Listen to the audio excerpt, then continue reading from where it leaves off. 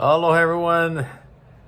Wow, that was a fast week. Here we are back at this week's edition of Ask Kumu. Hope you had a good week. You know, they say time flies when you're having fun. So hopefully it was fun and everyone's doing okay.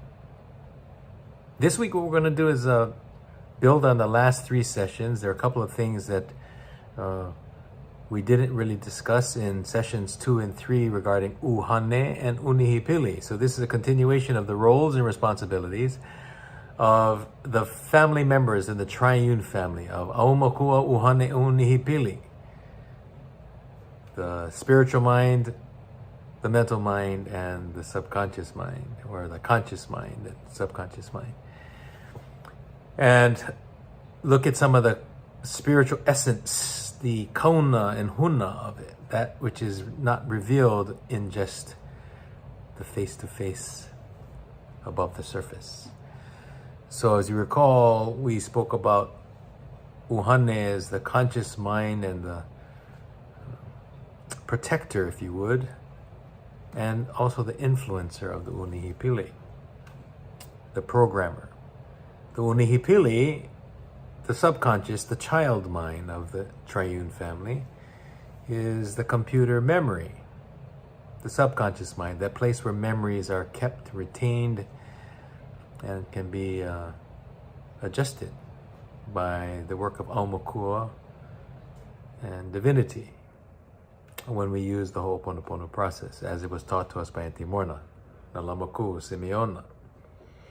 So what I wanted to do is at least break those words down in the same way I did with ʻaumakua, so we understand that the power and the importance of understanding and using ʻōlelo Hawaii to describe and to share this information. Because once we translate it into English and from English into other languages, the definitions become 2 and 3 times removed, which often changes their meaning and also ultimately their capacity.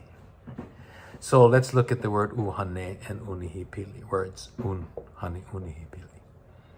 In both words, they start with the sound u. And as we know from previous lessons or concepts and discussions, that u is one of the spiritual elements of a, e, o, and u, fire, air, water, earth, and the spirit of man, u being you, the spirit of man. So u, the spirit of man, the spiritual condition of our existence, our essence, in ʻuhane and ʻunihipili. In ʻuhane, there is root words, 3 root words, ʻuhane, and then you have uha, and you have ne. ʻuhane, ʻuhane, and depending on how you break all that down. And then you have ane. When you break that down, you see what elements are in there. There's u, the spirit of man. There's a, the element of fire, God. And then there's e, the letter e, which is wind. So there's a little balance in there. Got some hot and cold, having to do with the fire and the air, the hot and the cold. And then you have the u, the spirit. But when we break it down, we say u, the spirit, ha, that has life, receives life-giving breath, the atmosphere, the space, the uha, ne. Ne is something that travels through the air, through time and space. So let's look at a, the wind, the air that's moving. Yeah? So ʻuhane. So ʻuhane then, to a certain degree, is the spiritual mind, the spiritual concept, or the spirit of the human condition that is given life and allowed to walk through the air. So when we hear about ʻuhane, the ʻuhanes are out tonight, that's when they talk about the human spirits that may be occupying the graveyard or a house, you know, that people talk about. So that's where most people hear this word ʻuhane, and they refer to the spirits that have deceased and moved on or are lingering. So that's one concept that people have when we hear ʻuhane most often. Rarely is it understood to be this reference that Antimorna uses as being the conscious mind. Then there's uha, ʻuhane. The uha, the lap, it's one definition. The lap of who? In this case, ʻuhane is the mother. So the mother's lap. And why is it significant? Because the lap is where the child, ʻunihipili, would sit. Any child sits in his mother's lap. And when the child is in the mother's lap, he or she then takes nutrition, gets breath, feels the mother's breath, hears her breath in her lungs as they sleep against her chest. They get the nutrition from the vayu, right? The breast milk that feeds the child as he or she sits in mother's lap. And while she's in mother's lap, she is exposed, or he is exposed to all the things that mother is exposed to, all the things she sees, eats, speaks, listens to. Feeding mental, spiritual, emotional, and physical from the lap, the uha. And again, the ne, ne is the movement through space, one room to the next, one step after the next. So it's very fitting then that it attaches to ʻuhane, the conscious mind, because it's what affects the consciousness. It's what's in the outer world, the relationship between the external world and the inner world, which is occupied by ʻunihipili, the child mind. Okay, so ʻuhane, this notion of being in the lap of mother as she teaches, preaches, and feeds, and malama, care for the child. Okay, so that's ʻuhane.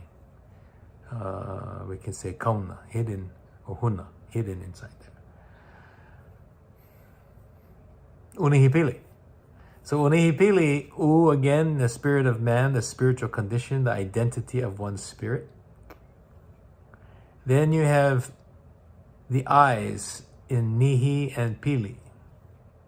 Eyes, and I. I is the water, the spiritual water. Fire, wind, water, earth, and spirit of man. The water.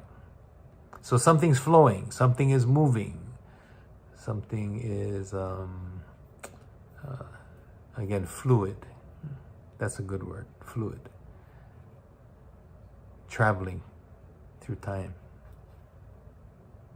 So ʻunihipili, what does that? You have root words. ʻunihipili, ʻunihilipi. There's different ways of constructing. If you write it out, you'll see there's different constructs. And not always the word is something, but in large part you have these.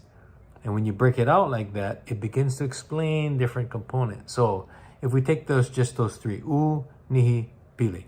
The spirit of man, that identity, that nihi. Now nihi is an interesting word because nihi is kind of like hidden in the dark, silent. What's another word for it? Stealthy, quiet. If you've been lying in bed and you hear something crawling across the ceiling or the floor and you hear the little footsteps, patter, patter, patter, patter, nihi. It's that kind of hidden, it's in the room, listening, careful, but you don't really see it. Stealthy, in the shadows. So that's the concept of nihi.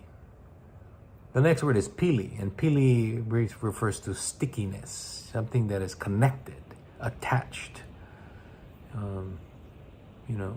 embraced, almost like a suction cup, like an opihi, the thing that sucks.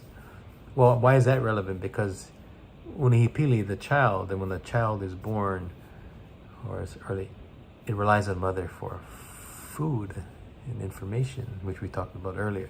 And so there's a sucking and a grabbing and a dependency and a holding on. Yeah? So when you take a child, they grab your fingers, they hold, and where do they put? They put it to their mouth. They feed. Yeah. So we're brought up with this sense to grab and to suck and to consume. ʻunihipili is consuming. Make sense? So ʻunihipili.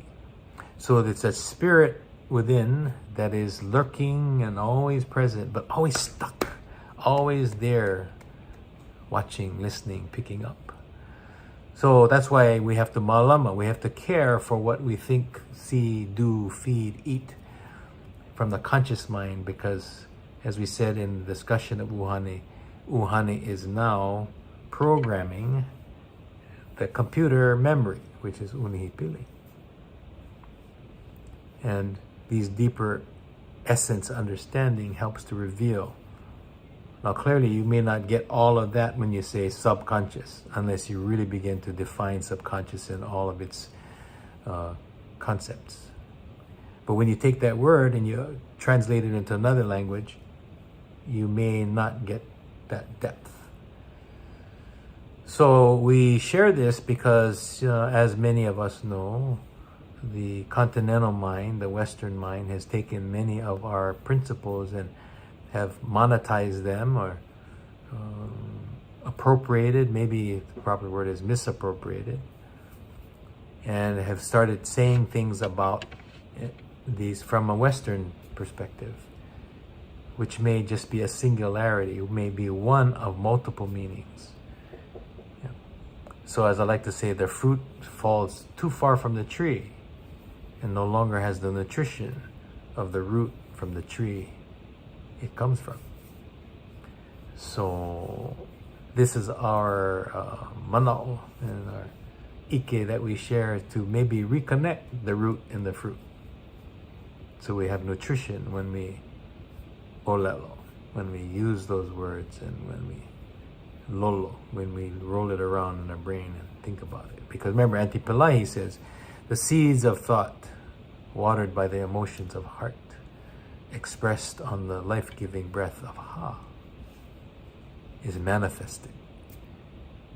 So be careful of what you think and what you feel, because negative seeds can be manifested just as well as positive ones. So anyway, short lesson tonight, but I wanted to clean that up from the last time.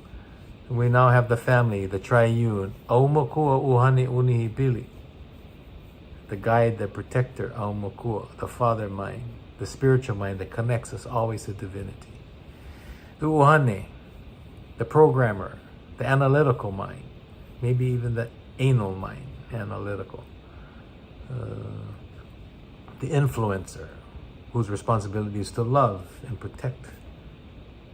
ʻunihipili, the subconscious child mind in the triune family, where the memories are retained and planted and programmed by the ʻuhane, and then taken and delivered to ʻaumakua, so that the family can then be joined and make a request of divinity to oki and mihi and release these memories and the emotions associated with them, to remove any barriers or obstacles from us moving forward, get out of other people's way, so that we can forgive and ask for forgiveness. For this is the way of Ho'oponopono, to make right, at least according to Auntie Morna. Nalamaku Simeon. Okay, so I hope that was fulfilling and a little bit ono this week. So be well, have a good week. Ma'alama pono, aloha ahui ho. Until next time. Ahui ho.